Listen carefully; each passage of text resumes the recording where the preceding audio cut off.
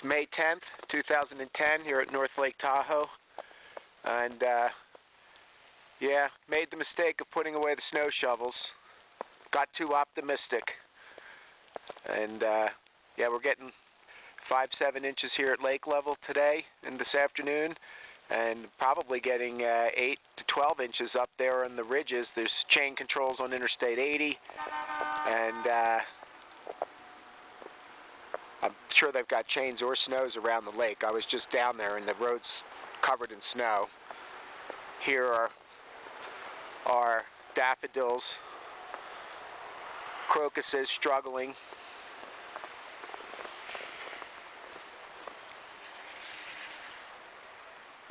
Bushes just covered in fresh powder.